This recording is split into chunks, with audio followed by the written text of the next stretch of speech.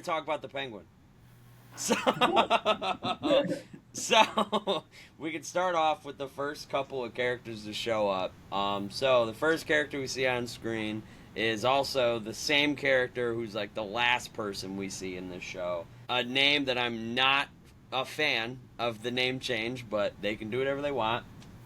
Oswald Cobb, not Cobblepot, even though that's what they put on the Funko Pop, but Matt Reeves decided to make an edit at the last minute, so it's Oswald Cobb or Oz Cobb. So, played by Colin Farrell again, returning from The Batman. So, what did you guys think of the introduction scene of Oswald Cobb with him and Alberto Falcone, played by Michael Zegan? You're giving it to me first? Yeah. It's kind of badass, but also he was baby about it. He's like, you can't make fun of me. I'll kill you. And then he killed him. That's the introduction you're talking about? That's the first scene, like almost the first scene of the show. Oh. I don't remember that being the first. He was a baby. Yeah, he was a baby. But it was a good scene. Interesting take on that scene. I didn't view it that way. I didn't view it as only him making fun of Oz. I viewed it as him making fun of Oz's beliefs as well. Because Oz believed that that's the way you should rule Gotham, is, you know, care for the neighborhood and like take care of the neighbors, be able to help them out and make sure that everyone stays afloat. So the way I took it is when Alberto was dissing on Rex, he was also dissing Oswald at the same time. So it wasn't just the fact like, oh, he's making fun of me, Oswald. It was also like, oh, he's making fun at Rex, and this is someone who I regard as like my hero or someone who I look up to in life. But I did find it super fascinating that we do see throughout the show that Oswald has a huge problem with anger. He does not like people calling him the Penguin. He does not like people calling him names or just being disrespectful to him at all. But definitely Alberto being like, Oz, what a joke, and then just shoots him like 5 times. And then, of course, he laughs about it because he's like, oh, this guy was annoying me and I killed him. And then it kind of settles in like, oh, I just did a terrible thing. And you can see the instant regret on his face as he just goes like, oh, fuck! And then it just cuts into the title sequence because he's like, oh, man, I just killed my previous boss's son and my previous boss just died like 4 days ago. Mm-hmm. So I thought that was kind of crazy that they started it off on that. So for the going on, the next character we meet in the show is actually technically Victor and his group of friends, because when Oz is trying to take Alberto's body out to his car, he runs into these kids trying to steal his tires, which is funny because a lot of people compared this to, in the comics, the way that Jason Todd gets adopted by Batman, or at least first discovered by Batman. For Jason Todd, who ends up becoming Robin, Jason Todd was attempting to steal the tires off of the Batmobile when he was caught in the middle of the act. So it was funny where the Penguin caught Victor in the middle of stealing his tires. Everyone was like, oh, wait a minute, like this is a funny nod that we get. So we meet Victor, and he's taken hostage technically by the Penguin, threatens to kill him, threatens to kill his family. But that scene, we notice again how Oz has this big purple luxury sports car that he drives around town. And later when he meets Sophia, she mentions like, oh, you know, big purple car, that's not a great way to stay subtle. And one of the things... Plum, you're right. And one of the things that I noticed when watching this show is that I think because Oz cares for his car so much, that she noticed when Oswald had a bullet hole in the car, she's like, something weird must have happened, because someone like this, if something happens to their car, unless they had something else to be worried about, he's rich, and they don't want to cause any suspense or be noticed by the police. So if you're a gangster and something happens to your car, first thing you're going to do is immediately go get your car fixed. So when he drives up to the mansion and his car has a bullet hole, I think Sophia was like, something's off about that, because he cares about this car a lot. So he wouldn't just, oh, a bullet hole, yeah, we'll leave that there. So I think that's honestly the first point where Sophia gets very, other than her brother's plan, but I think that's like one of the first points where she gets truly suspicious of Oswald. And I think that's why she ultimately ends up asking him, like, let's go to lunch right now. Like, let's go eat food right now at the moment. I want to talk to you. So we get introduced to Sophia Falcone after the Penguin, or Oz, gets called in to talk about Alberto getting murdered. So what is in the first? I'll do this for every episode because I think he does it in every single episode. What is your favorite lie or spin story that Oswald told in this episode? None of them. No. I was like, how do you even believe this guy? Like, he is a dipshit. Like, he just lies to everyone. It makes me think of Jill in Scream 4, because I was like, wow, he's telling so many lies. Yeah. And it made me think of a line from Scream 4 where Jill says, I told so many lies today that I started to believe some of them myself. And I was like, man, Oswald really is, like, how is he keeping up with all of this? Like, that's a crazy amount to have to keep track of, but he kept track of it, and he would spin these great stories right on the spot, and I'm like, holy crap, like, this dude's a genius. I would say that my favorite spin... Yeah, go for it. Part of it is he believes all those lies that he told. Like, I do think that he believes them. He would never, like, give them up, because we see that later on in the show. We'll get to that, I'm sure, but... Yeah, that's a very good point. He'll never deny it, even if it's not true, and it's obvious that it's not true. He'll never deny it. I think my favorite spin that he does is that I think this was a gasping moment, and I think this is when probably everyone realized, oh, this show is going to be very good. The ending of the first episode where Oz is getting tortured, and in the most brutal way. It's just gross to think about. And it's, the underarm, and it's all soft skin. Oh, please no. But when they're torturing him, and then the car drives onto the Falcone property, and that's where they find Alberto in the trunk with his pinky cut off, because that's where Carmine wore Salvatore Maroni's ring. So made it look like the Maronis did this instead. So I thought that was a genius thing to do, especially when everyone in the jail would be able to see, oh, Salvatore's wearing his ring again, and it's missing from Alberto Falcone's hand. I thought that was genius. I was like, that's probably the smartest thing this dude's done the whole episode. But that was my favorite lie for the first episode. Second episode, we get to see a little bit more of Sophia Falcone. This show really just becomes the Oz and Sophia show. They're like the two main characters that we see the most, and it for good measure, because it's phenomenal. But we also see that Penguin is working with Victor more. He knows that Victor doesn't have anywhere to live, so he takes him to his apartment, and he's like, hey, you can stay here with me, like, we got a lot of work to do. You're going to act like my driver. So this first beginning part of the series is also where we find out about what the drug plan was with Alberto and Sophia, and it's a drug called Bliss. Bliss is made from the extract of a mushroom, and we find out it's a drug that they use in Arkham Asylum to keep the inmates from getting rowdy. So it's a drug that keeps the inmates going down so they don't like have their freakouts, or they can stay calm. So we find out about this brand new drug because in The Batman we hear about drops. And we see a couple people using it in this show as well. But we also saw it when they referred to people as drop heads in the orphanage in The Batman. They're like, oh, they're just drop heads living in this abandoned orphanage. I'm like, well, that's sad, but whatever.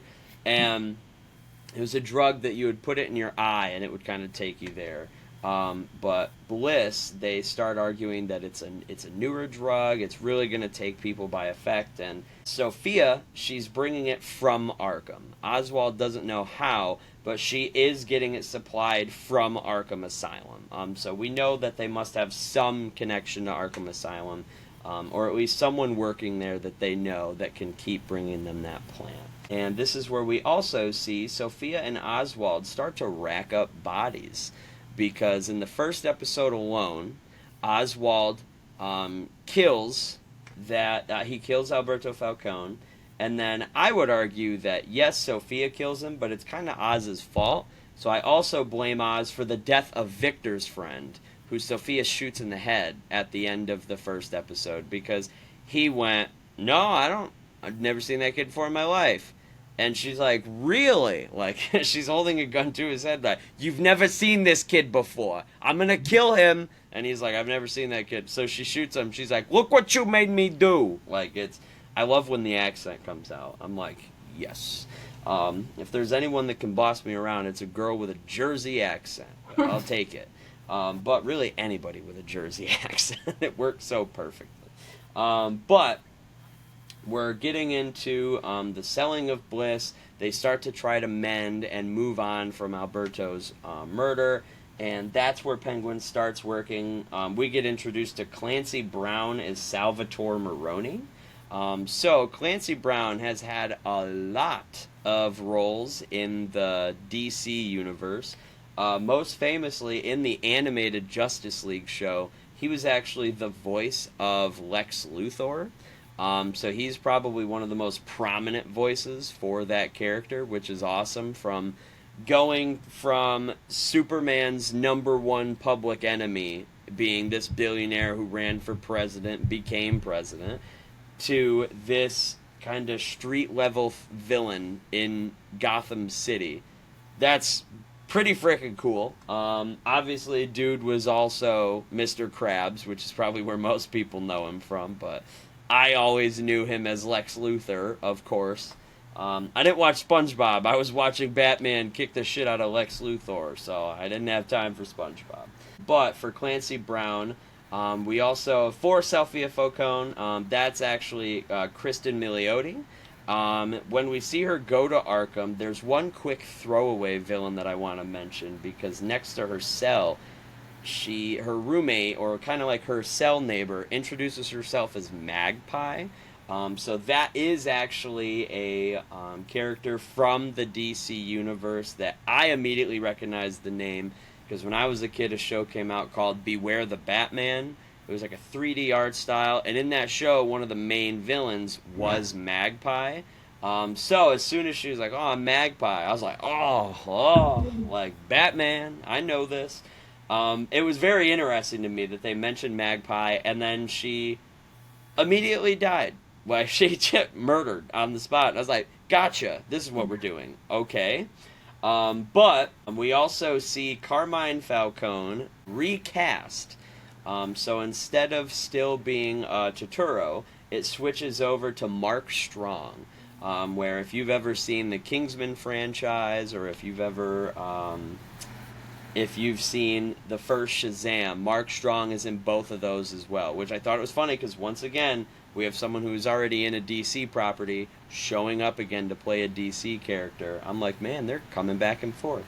But also, who cares, because Oswald Cobblepot is played by the same guy who played Bullseye in Marvel's The Daredevil movie with Ben Affleck. So I was like, I really can't judge people for jumping around universes here. But we've gotten to know Sophia. We see that she's more and more deranged. We obviously see that when she murders her entire family and everyone in her business organization that lives in the house. So what is your overall opinion of Sophia as we get deeper and deeper into the show? She's a badass. For sure. I also feel bad for her. I feel like she's been through a lot of shit, and she didn't deserve a lot of it. Like, obviously, it wasn't her. We find out it wasn't her who was killing those people. It was her father. And she wanted to do something about it, but she was afraid of what would happen to her if she said anything to that reporter. So she lashed out to the reporter, and then the Penguin, Oswald, he turned her in just because of that. And I thought that was just messed up. is wrong. You bring up a really good point that I wanted to mention, which is the fact that Sophia was framed by her father, which I already kind of figured that, because as soon as they were like, oh, she went around like choking and hanging a bunch of people, I was like, really? Because, like, it's in the comics, Carmine's kids are interesting to say the least. Like, Sophia Falcone is crazy and she does, murder, but Carmine is always usually the guy. Like, he's the one who, if no one else will do it, he'll do it himself. But he's still that kind of, like, gangster level.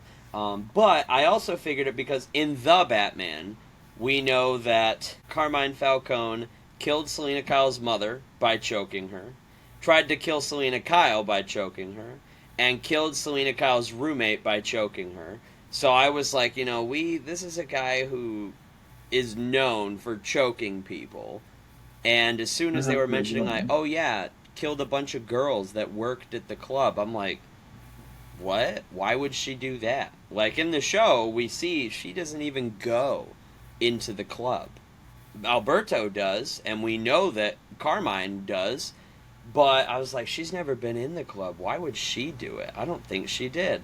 And then we found out that Carmine did it, and I'm like, oh, well, who's surprised? Like, the most evil man in Gotham until the Joker arrives. Who's surprised that he did something this crappy? I did think it was interesting because it's rumored that, I don't think it's rumored, I think he flat out said it. John Turturro, the guy who originally played Carmine Falcone in The Batman, who did a phenomenal job, it said that he actually turned down returning for this TV show because of all the violence against women, which I thought was very interesting because I very clearly remember him mentioning that he murdered 2 people by choking them in The Batman, and they were both women, and he also, like, beat the crap out of Selina Kyle and was choking her on the ground. I'm like, I don't know, man. I feel like we've already kind of we've crossed that threshold on violence against women at this point. Like, I don't even think that in this show Carmine physically hurt a woman on screen. I think it's just kind of alluded to that. So I was like, if anything, this Carmine was better than his. We heard him choking someone out in the movie. He didn't even have that much screen time in the show. Yeah, so like, dude was probably in the show for. I'd be surprised if it was more than 5-6 minutes for the entire. And we got what, like 7 hours worth of content from all these episodes. Probably closer to 8. Yeah. It was so little screen time that I didn't even notice they changed the actor, which is probably what they intended. They're definitely trying to get away with as much as they could. Which he didn't do a bad job. Mark Strong's a fabulous actor, so he did just fine. But after that, we kind of see probably my favorite switch in the show is that. Real quick, I did want to allude to the fact that in the comics, Alberto Falcone.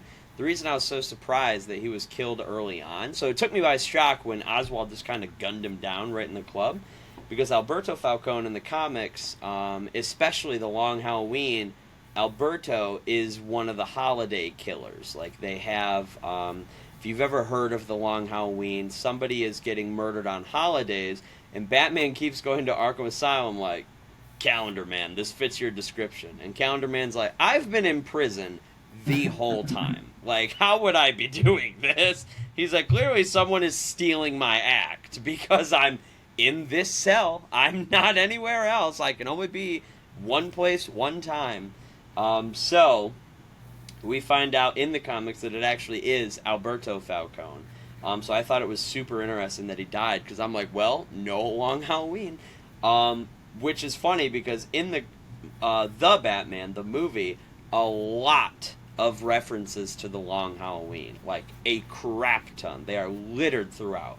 One of the biggest ones that makes its way into the movie is that the fact that Selina Kyle is the daughter of Carmine Falcone, that was a huge plot line in The Long Halloween. So as soon as that showed up in the movie, I'm like, okay, noticing the connections here, got it.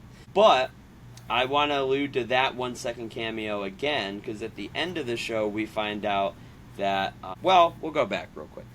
So we get to Oswald doing more gangster stuff. He's taking over more territories. He tries to have Carmine killed. Carmine escapes prison. And that's where everything kind of goes sideways for Oswald, and that's where he has to start protecting Frances, his mother, played by Deidre O'Connell. So he has Victor take her down to Crown Point, because Victor takes her there because he's like, this is where my family murdered. No one's going to come down here looking for you. This is the slums of Gotham. Everything is flooded. You can't even get in or out of certain points of Gotham. Like, this is the perfect place to hide. So they go to Crown Point, and that's where Sophia does end up finding them, kidnaps Oswald's mother, along with the help of Salvatore Maroni, which is Carmine's rival, always has been. Even in the comics, they hate each other. So, once they kidnap Frances, Oswald pretty much goes crazy. Victor's trying to fix everything for Oswald, but we finally get a couple of the moments that I appreciated for Oswald Cobblepot, where he really makes we get to see his charisma in action. He makes you feel like he's on the same side as you, when in reality, he steps in front of you. Like, he's already ahead of you. He just doesn't want you to know that, because that would make you feel self-conscious. So even when he, gives that speech to all the gang leaders, the Falcones and Maronis don't care about you. They're out here bombing more parts of our city. Is that what we need? This is our city, and you're not going to have anything left to control if they keep blowing it up. Which, phenomenal point. Once he finally gets them in on it, they're behind him, and then that's where Sophia and Maroni jump into action. They start formulating the plan to kill Oswald. Oswald ends up killing Salvatore Maroni, which I was honestly not even. I think Salvatore literally just has a heart attack and dies while fighting Oz, which, perfect timing. If I'm fighting someone, they have a heart attack and die, I'm like, well, I just saved myself a lot of work. I'm kind of jealous. I kind of wanted to do it myself. But to kind of keep up his reputation, you can see that he shoots Salvatore Maroni on the ground so that everyone outside thinks that he killed Maroni, not a heart attack. I also thought it was out of his baby rage, because he shot him 20 times. He used the whole clip. He was just mad. That too, yeah. And then I thought it was really good how he's like, I got you, just like he did in the Batman. Yeah. When he's yelling at Batman in the car, I got you. Yeah. I appreciated that line, because I'm like, yes, I feel like that was a reference to the movie, which was cool. That's my favorite sequence in the movie, so I was very happy that they referenced it. Yeah. So, to this point, we see Victor being a huge help to Oswald. So, we're going to skip talking about part of it, because I know that we're going to have to touch on a scene soon, and it's probably going to make you guys mad. Not going to make me mad at all. But what did you think about Carmine framing Sophia? I want to go back to this a little bit. So what did you think about her being framed? Did it make sense? At least for me, I felt it did, because Carmine is just such a crappy father all the time. But I was surprised, because also she is his favorite. Usually, even in the comics, it's played up Alberto's just kind of there, but Sophia's the one who continues on, and he appreciates her way more. So what did you think about Carmine framing Sophia for his crimes? In the moment, I was thinking that it made sense also. Or I was a little bit surprised, but also I kind of thought that was going to happen. And then I also thought that he still intended for her to take over his legacy at some point. Because I feel like putting her in Arkham just made her more crazy, more ruthless, and more willing to take over the Empire at the end, after he was dead. Not that I don't know. That's just my theory, I guess. I feel like he intended for that almost. I think completely disagree. Yeah. I figured, because if you notice when she's in Arkham, all of the doctors, they keep purposefully targeting her and taking her down to the electroshock treatment and taking her to try to get her to like fight for her life against somebody trying to kill her in the cafeteria and like all this crazy stuff. I'm like, Carmine's like really trying to break her, so and then he knows that number one, she's not going to try to rat him out anymore. And number two, I think he was officially trying to be like, okay, I need to get her to be as desperate as I need her to be in order to be like the perfect soldier. Because like, hey, if I one day come rescue you from Arkham, yeah, I'm the one that put you here, but also you're just going to be happy to be out. And then, hey, it's time to take over the organization. Right.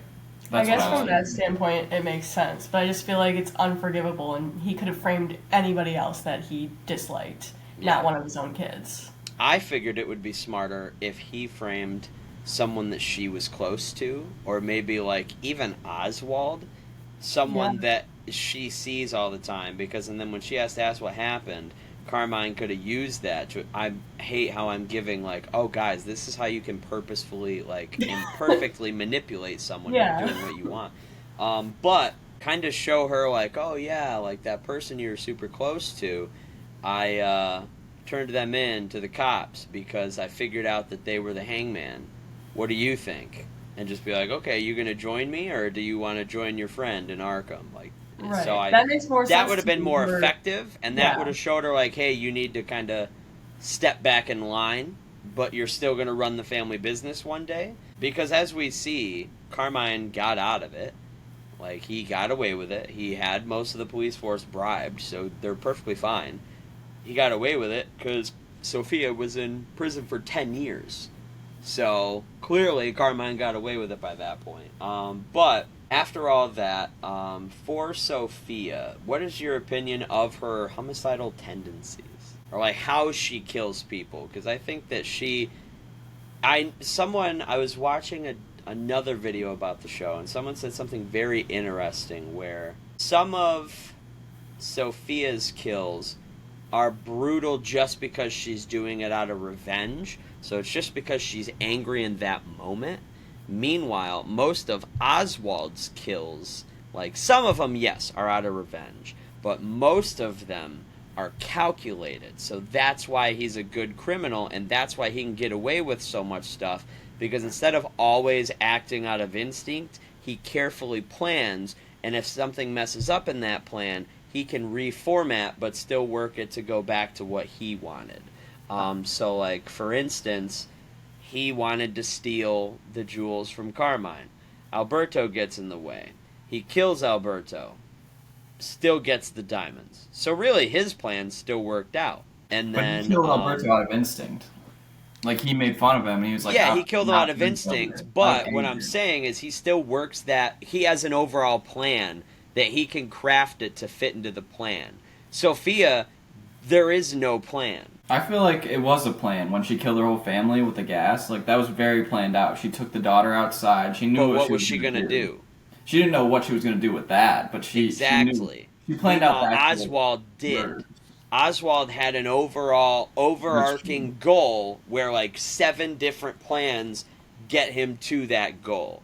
Meanwhile, Sophia, she goes based off of short-term goals. So she's going, I want to kill my family. What are you going to do after that? I don't know. I'll figure it out. I want to kill this guy. Why? I don't like him. Okay, what are you going to do after that? I don't know, but I'll figure it out. So she's more of like a spur of the moment. Meanwhile, Penguin, he will take his time and plan stuff out. Even if he messes up a plan by like, I kill Alberto, I can work this into my plan. Like, I can still figure out what I'm going to do to be able to get me to the top. I'll still do everything that's needed. And then even when Sophia finds out, hey, I'm going to work this into the plan too. And so it's always, he never like totally gives up on a plan. He just kind of reevaluates. And then he like changes stuff around, which I thought was genius, because that's really what you have to do. So, what do you think of Oswald's homicides? He gets a lot, and they get progressively, I would argue, progressively angrier throughout the show. He starts acting more out of instinct as the show goes on. Because Alberto was like a one-off thing, but as we go on, when he catches Salvatore Maroni's son and wife on fire, when he shoots the drop head through the eye that knocked him out and took him to Sophia in the first place. Everybody that he kind of, I'll bring it up, he kills Victor, which really took me by surprise. I figured someone else would kill Victor, or Victor would go on. But when we made it to the finale, I was like, oh, I guess Victor's staying a part of the story. And then in that scene, I truly did not see it coming. Because he said, yeah, you're like family. And I thought that I was going to be like, oh, like, that means a lot, kid. And he was going to make him, like, number 2. And then you kind of see him, like, put his hands around his neck. And I was like, my jaw literally dropped when he did that. And I was probably one of the most surprised people watching the show that day. I was like, oh, that's what we're doing with this. So he kills him right on the spot and then throws his... There's a good callback in that scene where Victor is trying to fight and he scratches... It's funny because I actually do have scratches on my hand right now. I haven't killed anybody, I swear. But he scratches Oswald's hand and it leaves the marks very similar to when we see it on Carmine's face when after he kills Sophia's mother. He had like all the scratches on his hand and stuff because strangulation, people can try to fight back and they're going to try to grab the thing that's around their neck. So I was like, oh, I thought that was a nice callback where now it's kind of come full circle where Oz truly has become the Carmine Falcone level figure that he was looking to be when he first joined the organization. So now's the perfect time to ask the question. Now that we've talked about all these murderers... We didn't answer the other question. You're right. I totally just realized you didn't even answer the question I asked. Neither of them. Yeah. So can we go back to the Sophia one first? Go for it.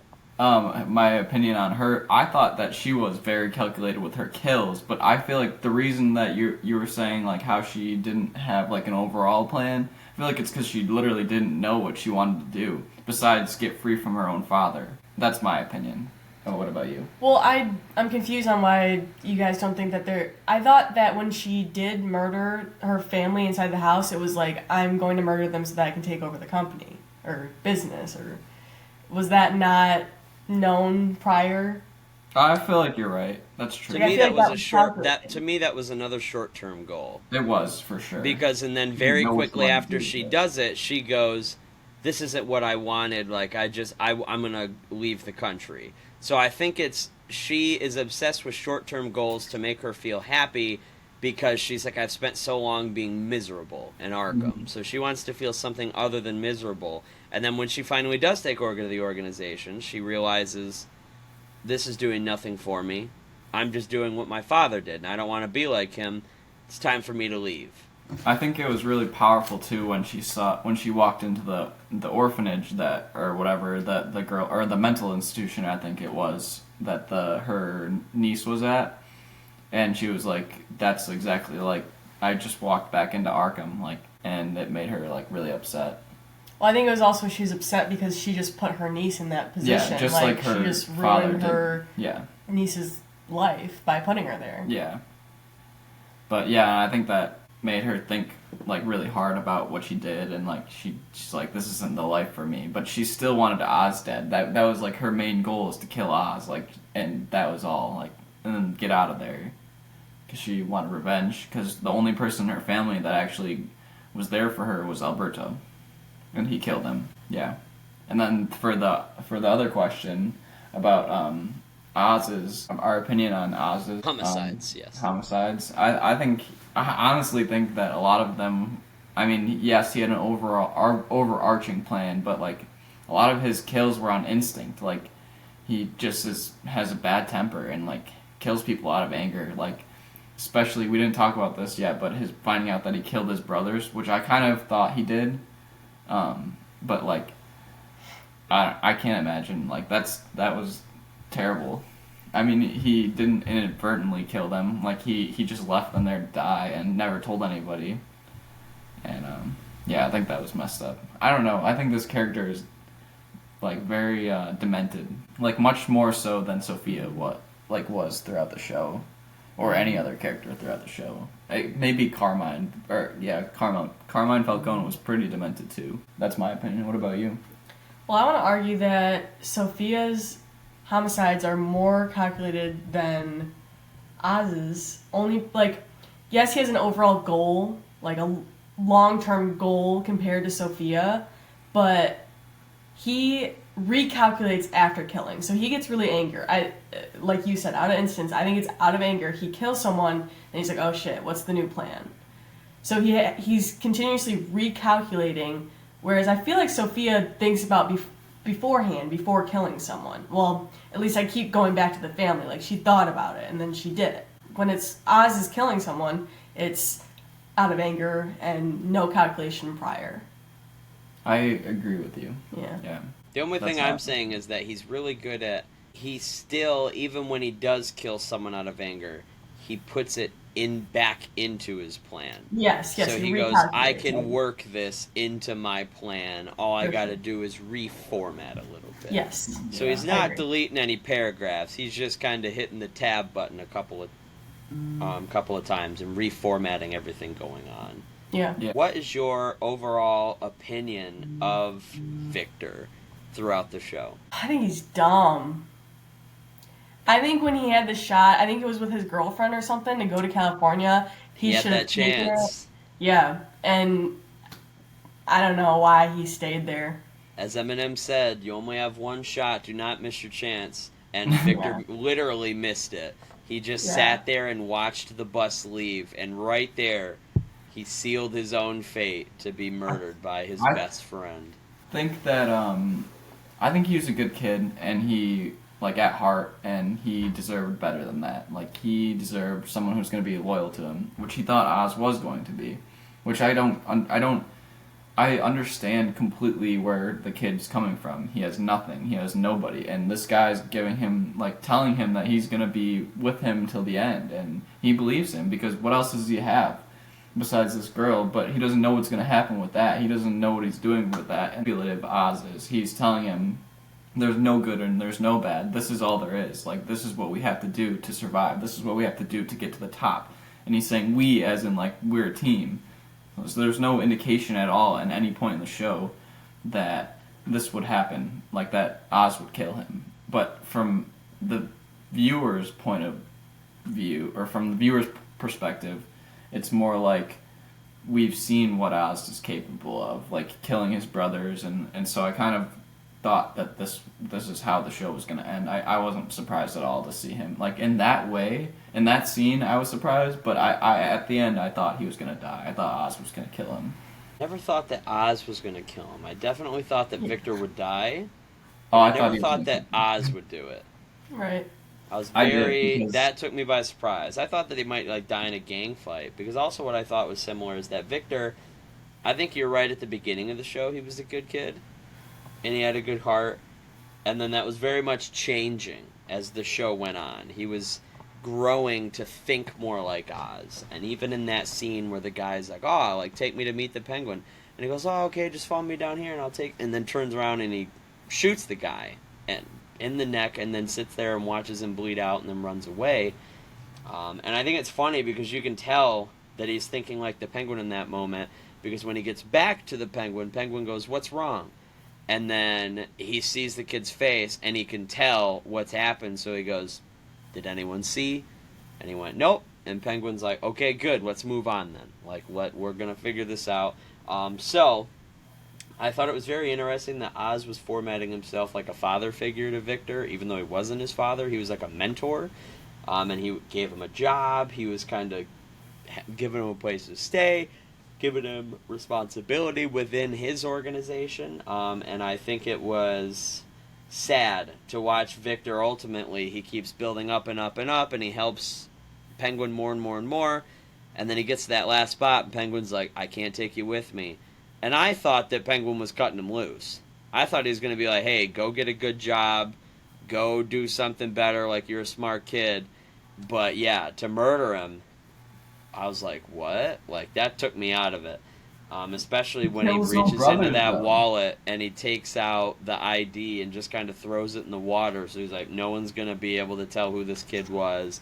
So they're probably just going to send his body off to be cremated or buried in some unmarked spot, and no one will ever know that he was killed. And I was like, that's crazy. Like, that was, wow. Like, the whole brother thing, I get it, but, like, yes, he left his brothers to die, and that's terrible. But, like, to me, I think this hit harder for me because we were just, like, watching Oz kill someone this close to him. Like, knowing that Carmine choked people is bad. But if we would have watched him choke people until they died, it would have hit harder. And I think that's why they didn't do it, is because they were saving it for this scene where we watch Oswald use the one method that his boss was known for killing people with, and we see Oz do it to Victor. So I thought that was super sad. Along with the whole dialogue before that, like, you're saying, like, why are you surprised he killed his own brothers? Like, he killed his brothers for a certain reason. I'm sure we'll get to that later, but, like, with Francis. But there was a huge dialogue between Victor and Oz about being family and how they're gonna make it, and then he chokes him. Like, that's why it's shocking. But he says, like, just like he killed his brothers, his brothers were family. He can't have family with them besides his mom. His mom was the only one he wanted to keep with him because he's selfish in that way. He wants his mom to be proud of him. That's all he wanted, was his mom to be proud of him forever. And, like, he didn't want his mom to be proud of his brothers or anything else. He also doesn't want a number two guy. Like, he wants everything for himself. He's very selfish. And I think that's why I wasn't surprised by that and why I kind of expected it. I didn't expect it in that scene, but I expected it to come at some point. Either way, after this, we see, in my opinion, in this show, my favorite part is when Oz goes to City Hall. Because then we get to really see the bribery and corruption that's going on within the Gotham government right now. We see Bella Real coming back from the Batman movie, I believe played by the same actress, so Bella Real showed up again, and we see her in City Hall, and the councilman meets Penguin in the chambers. Penguin is sitting in the mayor's seat. Guy tries to talk, and you can tell that Penguin is really like, oh, I'm not the lapdog anymore, I'm the guy in charge, because he's immediately holding the gavel, and the councilman starts to ask questions and try to be rude to Penguin, and then he immediately just slams the gavel down, and he's like, it does work. So, this is kind of a turning point where Oswald, especially after everything that had just happened with Sophia and his mother, he's like, screw it, I'm taking over now. I deserve this. I've worked long enough and hard enough for it. This is going to be one big play, and then I'm taking over, King of Gotham style. And we see him go into the chambers. This is where we get a perfect setup. Also, I've noticed something on social media that I didn't notice, in which the curtains behind all of the seats in the chamber for the council people, apparently they make a certain shape with the curtains that I didn't see at first glance, but if you look, it definitely does. They said, hey, did you notice that the curtains form the shape of an owl before all the council seats? Which I did not recognize that, but I went and looked at a picture, and it does kind of give that shape. So, I know that they are not probably going to use them in the next movie, but it might be alluding to the fact that the Court of Owls does exist in this Batman universe, because it's a group that, I believe it started in like the past 15 years in the comic books. I think it's fairly recent compared to the 85 years that we've known Batman. I think that the Court of Owls is fairly recent, but they've gotten super, super popular. So, I know that they showed up in the Gotham TV show, they showed up in the Gotham Knights video game. There's slight references to them in the Arkham series as well.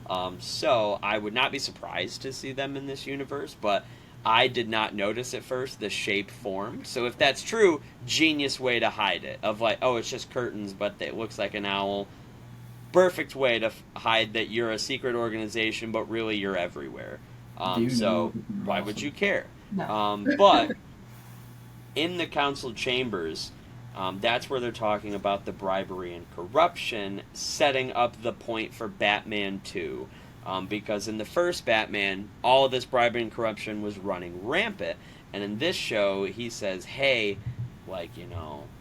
Bella Real, she has a plan for getting rid of this all corruption, and she's going to be cracking down on judges, cops, council members, like everybody who she can find connected to corruption, which we know that she needs to do because there was like 20 cops in the Batman that were dirty, and they had dirty judges, and like everybody, the district attorney was corrupt, which is not the first time a district attorney would become corrupt. We all know what happens to Harvey Dent, but I really liked this setup for the Batman 2. I like when we get into the bribery and corruption, because that's going to be a lot harder for Batman to fight, because that's stuff that not everybody sees.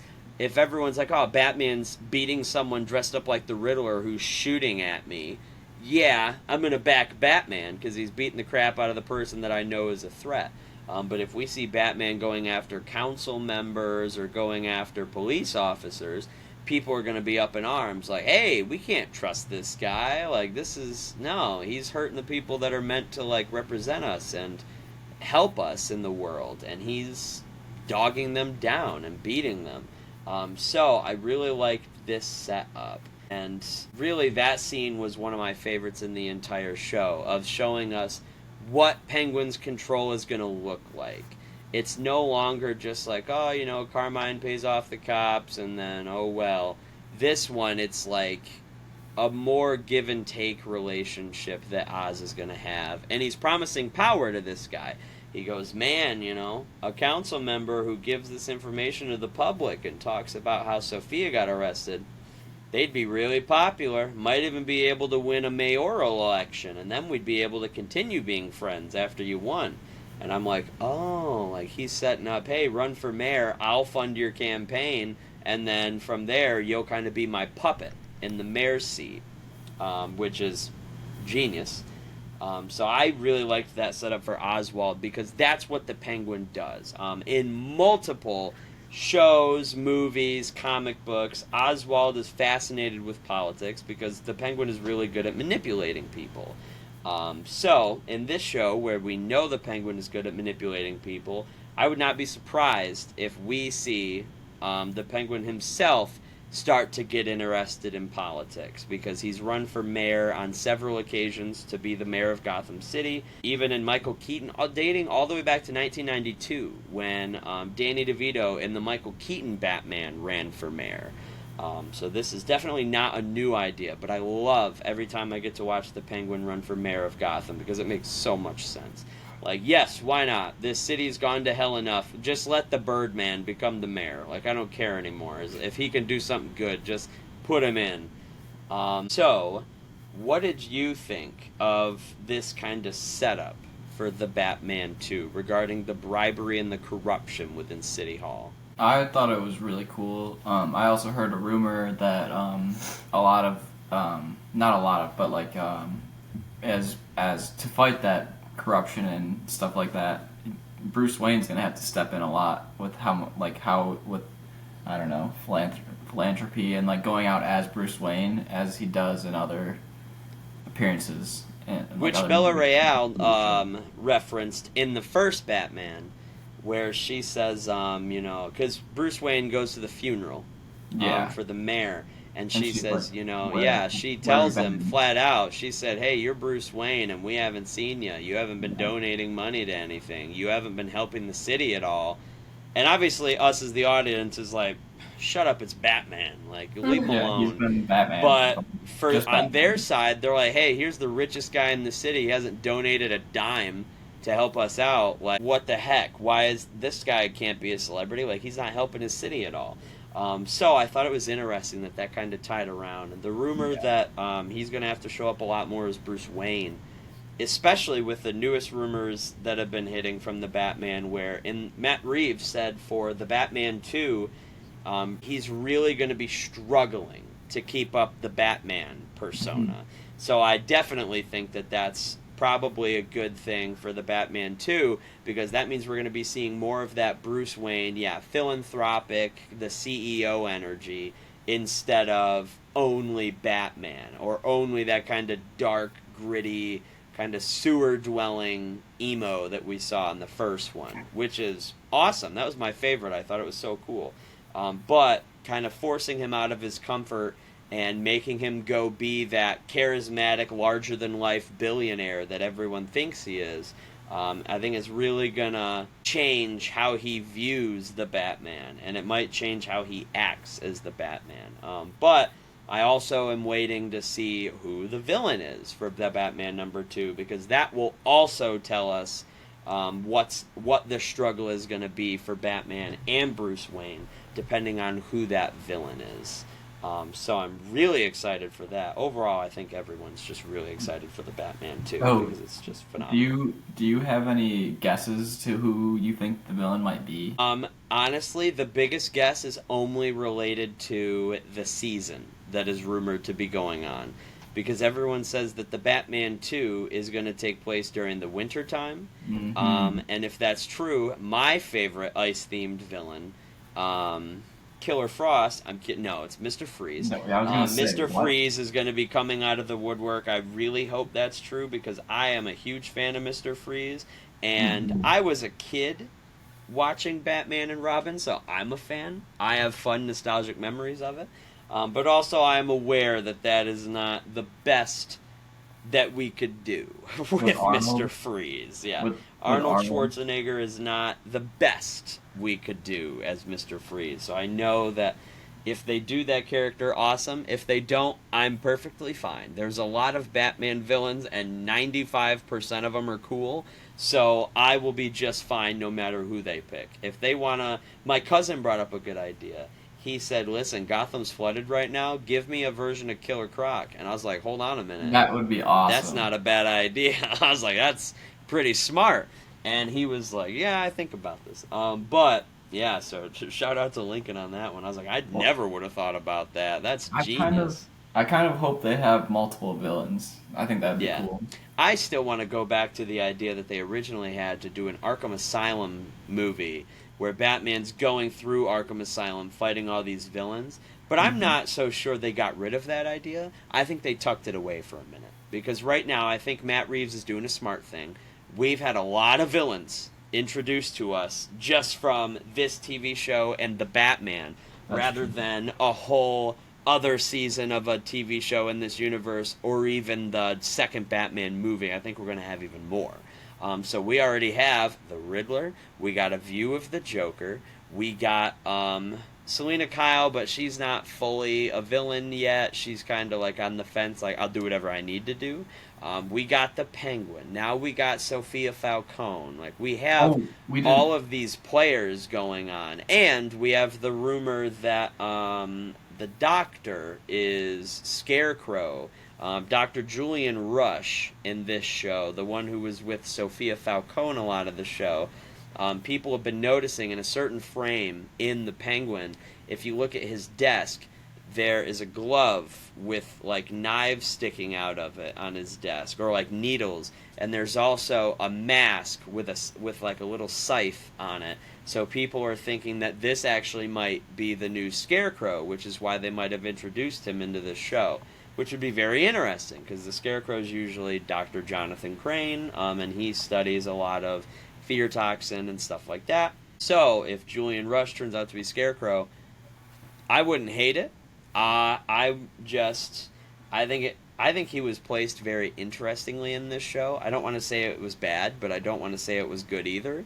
He was just kind of there. And, like, the only thing he was there to do is show us that Sophia's a freak in the bedroom. And even then, I could have guessed that. So, it's just kind of... Like, Sophia was in Arkham for 10 years. You're telling me she's going to come out and have, like, normal intimacy? I don't think so. So, I think it was just really random to have him in the show, unless there was a reason he needed to be in it. So, if that reason is that, hey, we want to set up the new Scarecrow as quickly as possible, I'm not mad at that. Scarecrow is awesome, as we saw by Cillian Murphy doing a great job as Scarecrow. So, I'm perfectly okay with that, but it looks like this movie universe is ramping up quickly. Like, they want to get as many characters in here as possible, and I think one of the biggest reasons they might be doing that is because if we do get a Scarecrow, then we're going to have Penguin, Scarecrow, Sophia, Joker, the Riddler, and that's already almost half a dozen villains right there. And that's just from one TV show and one movie. So if we get a second movie and they do add like 3-4 more characters, we're almost to a dozen. So and then that's where Matt Reeves, okay, now we have enough villains that Batman's rounded up, we can move into the Arkham Asylum movie where Batman has to fight his way through the jail or something like that. I think they just delayed it for now, but I don't think they've fully gotten rid of the idea. So I'm very excited to see if they do that, because that's a bold idea. Because we've had a movie where Batman's been in Arkham Asylum, like, for 5 minutes, but we've never seen a movie where that's the main set piece of the Batman movie. So I really hope that they do that. Here's my favorite question that I want to ask you guys. So who do you think the real villain is of the show? I think it's Oz. For sure, Oz. I love how you had to, like, lock eyes, but you went... Well, I was going to see if he was going to speak first. I thought, like, when I saw the question, I knew I was going to pick Oz, and it's because, like, everything he is trying to get and wants and, like, how he's taking it, it's not his. He's not doing anything for himself, really. I would say, like, the drugs that he found on, like, Sophia's, what is it, the Bliss? That's Sophia's idea. Like, he doesn't have original thoughts. It was Alberto's idea first. Yeah, well... Alberto and Sophia, yeah. Technicality. Yeah, actually, we found out that it was Sophia's idea first, and then she got her brother in on it. Because Sophia's the one who discovered the drug in Arkham when she was taking it. That's right. I think if he wants to get to the top and make a bunch of money for his mom and all that stuff, he's doing it the wrong... Well, it's probably the right way in that city, but I just... In Gotham, yeah, the right way to get anything done is by being the worst version of yourself. Yeah, I think he's a villain, and yeah. I agree. He's completely a monster. And I feel like the more he goes on throughout the show, he becomes more and more a monster. And, like, really owns up to the name of the Penguin. Like, I feel like that's him becoming the Penguin the whole show. Yeah, I agree. It's definitely, as much as I love him, Oswald's definitely the villain. Really, I only love Oswald Cobblepot as much as I do because I look like Oswald Cobblepot. I am the Penguin. So, other than that, I gotta pull this out, because this is really, at the end of the show, when they reveal him, it's kind of like he's wearing that regular Penguin outfit. Like, he doesn't have a purple top hat, or he's not holding this, like, he wasn't... didn't have the monocle, or didn't have the big long cigar. He did have cigarette. a top hat. He did have a top hat. He had one. Cool. He didn't wear it for long, which made me sad. I was hoping, but that outfit that we see him in the last shot of the show, yes, I was so happy awesome. Because he was finally, like, obviously we've known it's going to happen this whole show. Like, this is him making his transformation into the Penguin that we all recognize from the comics. I won't say that we all know and love, because not everyone does, but that we all know, at least. Mm-hmm. So, he is dressed like, really, he's dressed very closely to how the Penguin dressed in Batman the Animated Series, which I am a huge fan of that show, so as soon as I saw the outfit, I was like, this is the Penguin. And, like, the Batman, the animated show from 2005, dressed very similar to that as well. When I tell you that however they figure to get a monocle on Colin Farrell's face and make it make sense, I'm down. Like, please, do it as soon as possible. I hope that they do the Arkham method, where in Arkham, the Arkham series, I don't know if you know this, but Penguin doesn't wear a monocle. Penguin got in a bar fight, or someone injured Penguin at the Iceberg Lounge. They took a beer bottle and they smashed it on a table, and they took the bottom half that has, like, that circular, like, the kind of, circular design at the bottom, and they shoved it in his face, so it, like, stabbed him in the eye, and the doctors pretty much told Penguin, if we do surgery to take this out, you're gonna die, so you gotta leave it in. So that's why he has that circular thing around his eye, because it's, if they remove it surgically, he'll just die immediately because it's gonna like nick an artery or like ruin the part of the brain that he needs. So that's how he has his monocle in that video game universe. So I hope that they do something close to that. That would be kind of cool. If they don't, I understand that too. I just thought it was awesome that they did that. It's different. It's new. But really, for the Penguin, what did you guys think overall of this entire show? I loved it. I thought it was awesome. Yeah. I loved all the little cameos. I didn't Mhm. expect all of those, especially Con O'Neill as the police chief coming back, because we all remember the police chief. The police chief from the Batman. Mm-hmm. Do you know what kind of Batman you are? Yeah. If I have to take you in, I'm gonna take you in the right way. I got you on assaulting an officer. Awesome. Like he is honestly, he's really cool. And when he showed up in this show, I was like, that's Con O'Neill. It's the police chief. So I was super excited to see him back. And we also saw Detective Mackenzie, which was a police officer from the first movie. He's the one where he goes, put the bat down, man, put the bat. And Batman just like breaks his nose by throwing a bat at him. That was, yes, the fight at He Iceberg was the Lounge. guy with the drops, right? Who Oz killed at the end. No, that's he's the one. He showed up in the flashback where Sophia got arrested. That was Detective Mackenzie who Okay. officially placed the cuffs on her, and he's like, "You're gonna want to go, Oz. Like this is Okay. nope. This is not what you want to get in with right now." Yeah. But yeah, do you guys have any final comments on the Penguin? Yeah, when going back to when we were talking about like all the villains that are building up, I was gonna say I have we didn't talk about how Selena Kyle sent Sophia Yeah. the note Yeah. in Arkham, and I was gonna say I feel like that is leading up to like a team up with them, and I think she could become the Hangman because of how pissed off she is and how angry she is. Especially at the Penguin, and it's funny Yeah. because Selena is also mad at the Penguin Yes. because he was involved with the murder of her friend. So I think So that would be it's- really cool in the future if she becomes the Hangman, and, like shaves her head and stuff, and looks the part and Yeah. goes nuts. But I don't know. We if she'll know do that they also have something else in common, and that they both hated their father, so Yeah. they'll get along just fine. Yeah. Sophia will be like, "How do you feel about Carmine?" And Selena's like, "I literally tried to murder him," and she's like, "That's my baby sister. Like, come here. We're gonna get along just fine. I killed the rest of our family. You don't gotta worry about it." But yeah, I did think that was very interesting. Where it's like, "Oh, you got a letter," and as soon as he went like, "Yeah, it's from Selena Kyle," and I was like, "Oh." I was like, Catwoman, like that's her, Zoe Kravitz.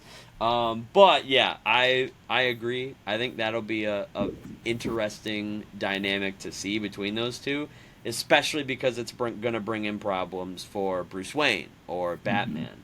Mhm. The final thing I wanted to talk about is the last scene of the show. Oh, I was gonna bring Where this up, too. Oz is dancing with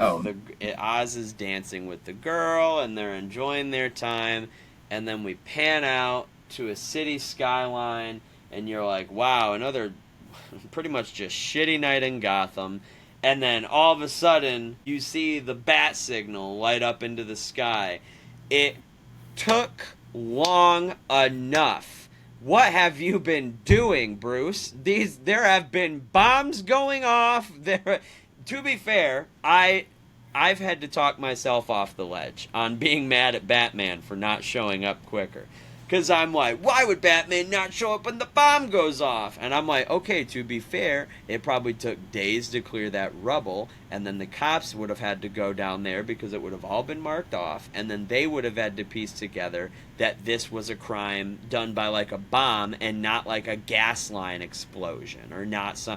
So I was like, okay, I had to talk myself off the ledge on that one. I'm like, well, what about the murder of Alberto Falcone? I'm like, okay, well, he wasn't really a city official. He was just kind of a punk gangster, so I don't think that the Batman would be too shaken by his murder.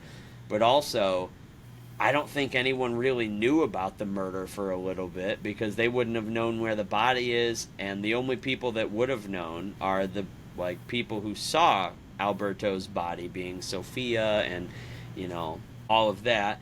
And really, the only time that Batman might have shown up sooner is when all of the Falcones were murdered, because I would think that that would tip something off in Batman's radar. But even if he did show up, we wouldn't have seen him during the daytime, because the cops still don't have a great working relationship with Batman. At least that's what was alluded to in that movie when he ran away from the police. We see that he might have a working relationship with them for like right after disaster happens, because he leads a bunch of people out of the stadium, and he's helping the National Guard move people to get taken by helicopter to the nearest hospital. So we see that things might be improving, but overall he still doesn't have a great relationship with the police. So I was like, I'm not going to be too surprised if they're keeping him out of the loop on a lot of stuff. Gordon is probably trying to figure it out, but the police chief knows that Gordon works with the Batman. He might be icing some of that in his tracks, like, I'm going to stop information from getting to Gordon. That way I know that the information isn't making it to Batman. So I've been 70 different scenarios are playing out in my head as to why it's taken Batman so long to arrive, or why it's taken them so long to ask for Batman's help. Because they just lit the bat signal up, and you're telling me they haven't done that for the past 10 days? Like, what are we doing here? What's going on? The cops are like, no, we can solve this one. Sure. So there was a good theory, or I don't know, I saw it somewhere. They were saying how the camera was always showing the street level stuff until Oz moved up to the top level of that suite, and then they showed the sky for the first time. So we don't even know if the bat signal didn't show up at all at night, because they didn't pan out like that much, because they were showing that he was still street level, and then that was him moving to the top level where he'd be on Batman's radar. But the only reason I wouldn't agree with that is because the first time we've seen the bat signal in this universe was from the street level. Because if you think about it, every shot that we got of the bat signal was from the street's point of view in the Batman. I'm talking about this show only. Only in the show they've been focusing on street level, and then they showed a pan out in the end when he moves up to that suite at the penthouse, and then they show up to the I'm not buying it. That's stretch. Stretch. That's what I heard somewhere. Call that Mr. Fantastic, because that's a stretch. That's what I heard somewhere. Well, you heard a dumb thing, because I'm not believing it. Well, then there was also Matt Reeves had his own explanation for why he wasn't on the show, but I don't remember what it was. I'll take the Matt Reeves explanation. That's the creator, but I don't. Whoever's like, we haven't seen the bat signal. Okay, if they had lit the bat signal, you don't think that some punk kid in the street wouldn't go, yeah, yup, that's it.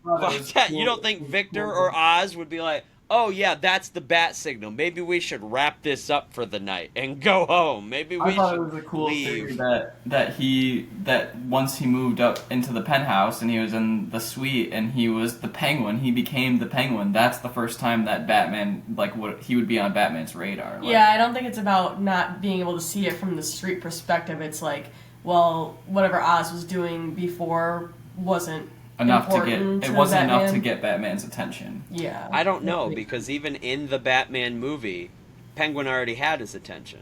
Because he knew who the Penguin was, he knew his reputation, he knew where to find him. So I know that Penguin's already on the Batman's, Batman captured him. That was the whole car chase in the movie. True. So we already know that Penguin's on his radar. We just, I think that it's just taken them a little bit to piece together everything that's happening in the city, because Oz and Sophia's little war, it was a lot of spontaneous things happening, so it was hard to draw a clear line to say that all of it was linked. But now that you can draw that line, now Batman would show up and be like, okay, there's 7 different bad things that are happening, and I can point them all towards Oswald. It's time to go figure it out. But I think that my favorite meme I've seen about this show is definitely all of the memes saying that this definitely changes their opinion on how they feel when Batman is meeting the Penguin in the movie, or how they want Batman to react when he sees him in the Batman 2. I saw somebody on Threads like if he doesn't pick up Penguin and jackknife him into the wall as soon as he sees him in the Batman 2, I'm gonna have a problem with Matt Reeves. And I'm like, okay, hold on a minute, like let's just calm down here, everybody. I saw one where in one of the Arkham games, Batman walks in the room and Penguin goes, "What are you doing?" And Batman picks the Penguin up and throws him into a giant mirror. And they were like, "This is the energy I need between Batman and the Penguin in the Batman 2." So I guess we're gonna see. I don't think that Robert Pattinson's gonna be picking up Colin Farrell anytime soon, at least not in that fat suit. But if he does it, props to him. If he can do it, good job, Rob. I don't know. Like that's what you get. But those memes have been my favorite, so I wanted to mention those because I definitely don't not agree with people on like I'm rooting for the Penguin way less than I was in the Batman movie, 100%. So I found the Matt Reeves explanation. It was that he said that he's been taking a step back to reflect on how he wants to preserve Gotham's broken soul. And then there was another thing that said, makes so much sense. Yeah, it does. Yeah, because it leads into the thing that Matt said about the Batman 2, where he said, like, hey, he's finding it harder to be Batman, and he's working more on being Bruce Wayne. So that lines up. That works for me. And so I think also when I was watching the showrunner thing at the end of, or maybe it was something else, but I thought it was from that. They said that they also didn't really want to take the focus off of the Penguin, like he's the main. Which makes sense. Yeah, because exactly. it's a good point. Where as soon as Batman comes in, I'm not gonna lie, love Oswald. Soon as Batman shows up, Oswald can kick rocks. It's Batman time. Like, get out. Yeah. Kick that fat guy down the stairs and watch. Like, I'll watch Batman break his nose for fun. Like, it's just. Yeah, I totally agree with that. So it made sense, but I think it's very interesting because it's probably the first time where we've had a character-driven show based on... I'm not talking about the show Gotham, but we've had a character-driven show based on a Batman villain taking place during the Batman period, and Batman never showed up. I think that was and for the whole season. Season 2... that flying rodent better be in at least one episode, or something's gonna be looking fishy. Like it's not gonna make sense anymore. But this first season, because he wasn't the Penguin yet, he was just Penguin.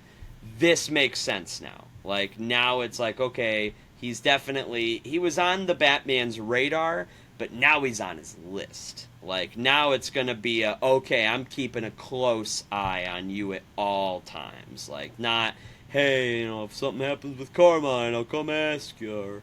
Or, if the mayor's girlfriend gets murdered, I'll come ask you. But now it's going to be like, okay, if anything bad happens, I'm calling your cellular phone. Like, I will be talking to the Penguin. I was going to say, I'd like to see in the second season, when you're talking about the Penguin becoming mayor, that's when I would like to see that in the second season. I think that'd be really interesting. I would like that to wait a little bit. I would like to see Penguin kind of being that horrible boss that we all know. True. And then also just being the guy who's generally distasteful. And then once...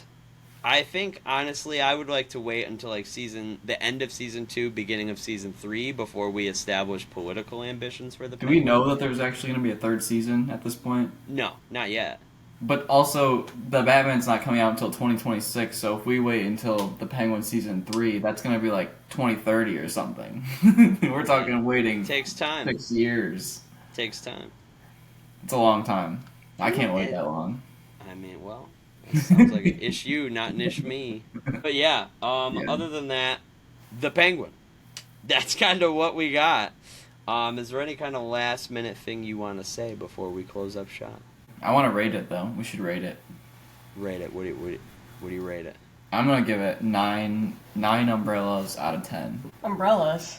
We pick a random item, or like an item that relates in each thing we have so far, at least. Right? Yeah. Okay. Go for it. Do I match your umbrella, or do I pick a new item? You can do whatever you want. Yeah, do whatever you want. Do penguins, It's up do to you, umbrellas, do monocles, do... Oh, but it has to relate to the character? Yeah, or the show. That's what I would say. Alright, I'll do 8.5 top hats out of 10. Gotcha. I was gonna give it 9 Dead Brothers out of 10 because it's truly, it's. I thought it was a super good show, so yeah, it's 9 Dead Brothers out of 10. Wow. But yeah, other than that, I almost forgot. Sorry, we're not leaving yet until I mention my favorite Easter egg in this show is that the store below Penguin's apartment is Burgess, and that store is named after the Penguin that I just pulled out from the 1960s Batman was played by actor Burgess Meredith. So, it was named after the original 1966 Penguin. I almost forgot to bring that up, but there you go. That's the last thing. I'm bringing it up. So, other than that, go check out The Penguin if you haven't already. Phenomenal show. And I'm going to have all of us embarrass ourselves real quick. I think before we go, we should all do our version of the 1966 Penguin laugh that he does. I'll let you guys start. No, you start. I've never even seen it. Yeah, Why do I gotta? I did it at the beginning. I've never seen it. So that's my next movie I've got to see. It's a show. Show. It's a show and a Show movie. and a Fun movie, fact. yes. The movie But came out in 1966. So I also have barely seen it, so I can't do that. Fine. I'll do it. I did it at the beginning. You guys probably just didn't know what it is. No, so, it just sounded like Mario Kart. So Tom Kenny, who voices SpongeBob, also voiced the Penguin. He voiced him in the Batman show in 2005. And his also sounds like this. So it's mostly like a bird, where you're laughing, but you do like a... That's mine. Sounds like a... Wario? Yeah, Wario. Or no, Waluigi? One of the two. Waluigi, I think. No, Purple and yellow. That's what you're thinking of, but... doesn't. But go on. Have you ever played Mario Party, bro? Yes, I've played Mario Party and Mario Kart. Waluigi does kind of sound like... Do the fucking laugh. I can't do that. Yeah, I you can't can. do that. No.